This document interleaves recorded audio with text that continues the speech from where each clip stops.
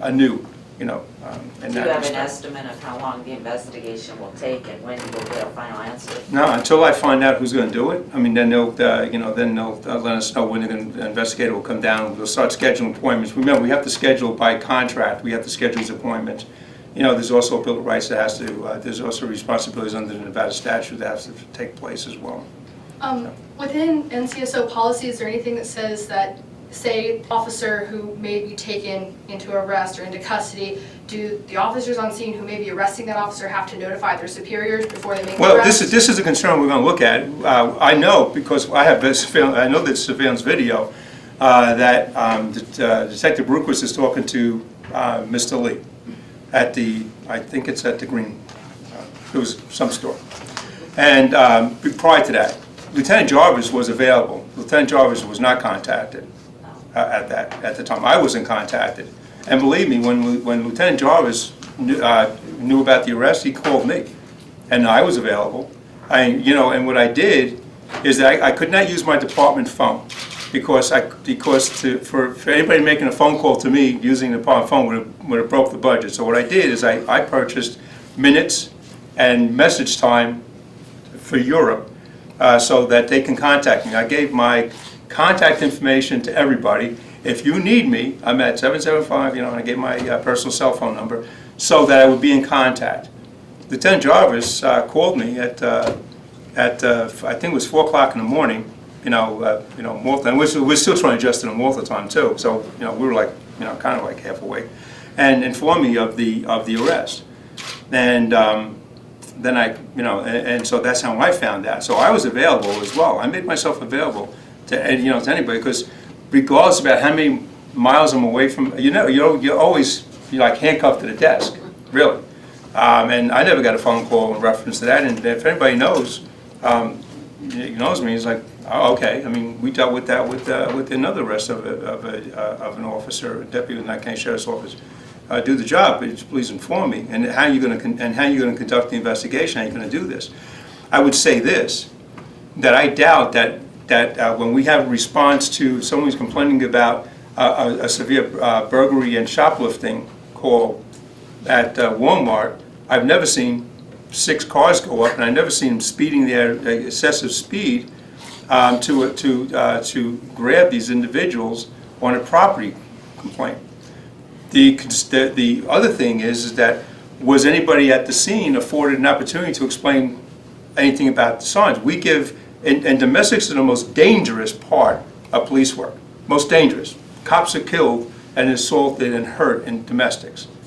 But yet, when we get to the scene, we give a statement to the alleged victim, and we give a statement to the alleged suspect, and we say, write out what's going on. We have those statements and present it. Was that type of was that afforded, or was there what we're going to be looking into, whether or not they just they say, okay, just place them under arrest. So those are questions that may, even though this report says, from what we can understand, is that there doesn't seem to be anything that's that's egregious. There are ways of handling these calls that they're going to go by past practice as well. Was the way that the call handled were these people afforded the same opportunities as citizens in our county? I would hate to think, and because you have to look at this as something, I would hate to think that every time someone does a petite larceny, I'm going to have a 6-car response and immediately putting people on, and conduct this type of thing. The other thing too is whether or not because I'm sure people are going to look at this. I don't know about the resisting, and so there's you have to look at these things and go like, what exactly occurred, as well. So I mean, there's a lot of things, because you see something doesn't necessarily mean that everything was following the protocol. We only have limited view based upon the dash cam, based upon cars being moved around and so on and so forth. What I do know is I had a car I had a Nye County Sheriff's Office car driving in a reckless manner, allegedly, going to a call for service for a petite larceny for 2 people, and they were doing an investigation. Previously there was some allegations that people are here. So I don't know. I mean, you know, so you have to look at the reasonableness of this whole, of what's going to surround this thing, and that all is going to come out during the investigation being done by an outside agency. But as a, you know, as a police officer, I got 40 years experience.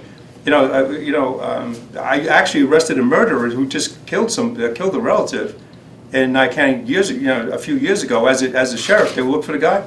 I saw the car about half mile away. I followed the car, got up behind the car, I followed him. I contacted the dispatch. I got the car. I got the car, identified, make sure that I had the right plate. I had one of the unit back me up, and we pulled over a murder suspect who apparently was still, allegedly was still on at the time, with 2 units. I mean, because someone said, well, so I mean, you have to look at it could have been more units, but at the time, I had the guy in an area that if he proceeded, if he proceeded further down the road, I would have been dealing with him involving residents, so we had this area of desert, which was presumably, which was a more opportune spot to pull the car over. So I'm saying is that we have to look at the reasonableness of the stop. We have to look at everything in total. That is going to be done by, for the Nye County Sheriff's Office, by an outside investigator. But there are questions I have, because I have to look at what violations of policy there were. Were there violations of policy? Was things proceeded? What type of response? We're dealing with property crime. We're not dealing with life and death. We had a bank robbery. You were there. How many units were there? 3. And when we arrested the armed suspect, 2. And I got there right after that, 2. I mean, so when you look at this in totality, you have to like wonder, was it what I would call a measured response? So maybe that's the best term to respond, is that we call a measured response. Was it a measured response or something else? That I don't know. And when the interviews are taking place and everybody gets to give their side of the story, and the investigator makes a determination what is going on, and I get a report, then I'll make the final decision as the decision maker, as by policy, and with the Nye County Sheriff's Office. But I know people have hear these things, what's going on. I ask the same question. I have questions as well. My job with the direction I was given, was there anything egregious that occurred, and was there any reason to keep take immediate action? From the report, that did not. That is not apparent in this report. And then when the investigator does their side of it, then we'll see if what the investigator finds out. The concerns I might have may not necessarily be of any kind of note about the response. But yes, that's what came to my attention. As a police officer 40 years, I go, well, I would think that would be not a measured response as far as what it was. Was the person given an opportunity to write a statement, give the side of the story? I don't know. That will all come out once the investigation is initiated and once I get the final report. So. And did you say that you've heard the surveillance video of Detective Berkowitz talking to Mr. Lee at a store prior to this whole thing going down? Yes. Do you know how prior to that it happened? It happened prior to that. It happened prior. That's why I know that we have a video, and that someone came forward and said, I quote, that is kind of odd that Detective Berkowitz would be talking to the guy who's writing all these Rick Marshall songs or whatever it was. I mean, I see you don't know a time frame, like half an hour before? I don't know, but I presume that, I would presume that if, I would look at this, I believe, and it's going to be determined that we're going to be looked into this, because I have a question as well on that. Was there enough time to notify Lieutenant Jarvis, or contact a supervisor's work, and contact me, and to alert a supervisor? Understand this, where I come from, that would be notifying a supervisor moment. When you're looking at this thing, in fact, when Captain Beck was here, or anybody was here, when they would, anything to do with a deputy, they would say, hey, so you're not surprised, this is what we're doing. I went, okay, just continue doing what you're doing. I've never interfered in investigations, but you have to be aware of it. And, like I said, is that I became aware of it when Lieutenant Jarvis got the phone call. And when I contacted Lieutenant Jarvis, I said, were you contacted prior to that? He says, no. I was notified after the arrest occurred. And then I gave him the situation when I talked to the sergeant. The sergeant was aware because I understood there was a sergeant that was on duty. I mean, told the sergeant wasn't on duty, came on duty, sergeant came on duty afterwards. Oh, okay, I mean, the investigation will determine the time frame with that. I would hate to think that, that when I asked the sergeant a direct question, I was giving him incorrect information. I don't think that's the case here. I think what happened was that the sergeant may have come on after this incident occurred, and so we'll find that out once the investigation occurs, and that question will be definitely coming up as well. So. Does it concern you, I mean, with your experience, that there were that many deputies that showed up all for an alleged misdemeanor? Yeah, yes. I mean, if you ask any police chief, I mean, really, you ask any supervisor, that would not be appropriate response. I don't know what they were expecting, why that many cars got involved in this. I really don't know. I haven't listened to the recordings. Like I said, we have dispatch recordings. I didn't listen to that because that's going to be part of the investigation. I heard there was 10 cars. So when I contacted dispatch, I went to dispatch just now, they said there was 6 units that were there. I went, okay, 6 units. I mean, but still, you're talking about, you're talking about a petite larceny. I think there was 3 signs there. I mean, I know that that person was complaining about a whole bunch of signs missing. But as someone that ran for political office 3 times, my first year I lost between the 3 elections. My first election I lost several $1,000s worth of signs, and as my campaigns. I lost fewer signs, and then, the last one I lost fewer still.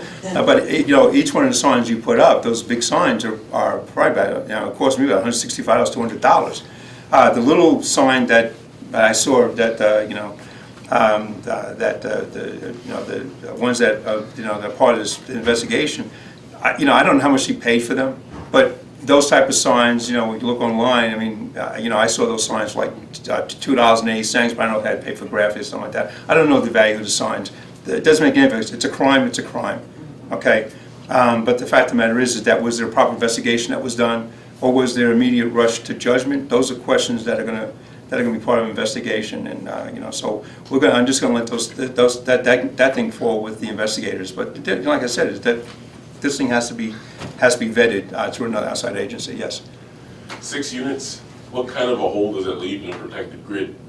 That left a big hole because I think that was pretty much almost everything we had. So, yeah, I mean, they were rushing from all over the valley, from my understanding, as they were rushing from all over the valley. And I actually had talked to deputies about I talked about to the deputies about zone integrity. Let me tell you this, Curtin and Berkshire, when they made the arrest for the suspect for the bank robbery, the reason why they were successful was the zone integrity, sector integrity, protecting the sectors. Everyone wants to rush to the scene, and what's happening when I caught that murder suspect is everybody's rushing to the scene. And what I did, I just took I brought in my scope of searching for this, and I was doing I saw the car about half a mile away, and I went, well, it looks like the car. And then when I got behind it, I ran the plate again just to make sure from dispatch, and they said that's the car. And then I knew another unit was up on 160 near Mance, around that area. And I said, hey, we're heading down Mance, and when you get in the area. We'll see what we do about doing a car stop, and then when we got to the desert area, because if we went further down the road, it'd be residential, and it was any kind of a situation where it was going to be a confrontation. I'd rather do it out in the area where there's no one going to get injured. And we did a felony takedown with myself and another deputy, and got that. But it's like these things, vary. I mean, could you have done it with another? I would like to have another car, but the fact of the matter is that you have to do your job. We get paid to put our life on the line, and we have to get paid for a service, but we have to have a measured response. If when as a sheriff, when I go out and I see like multiple deputies at a call, I clear them. What do you do? Who's involved? And you get out of here. Get back to your sector. You're not needed here. This is all taken care of. You need someplace else to take care of another call for service. But like I said, we had to. We'll vet this. This stuff will be vetted out through an investigation, and we'll see. And then the public will have a better idea of what's going on. I will have a bit more clearer idea of what's going on. Once the investigation is done, and what action I have to take as sheriff for the integrity of this office. That's entrusted to me by the public, so, yeah. Let's talk about life on the line, because the sheriff's office and typically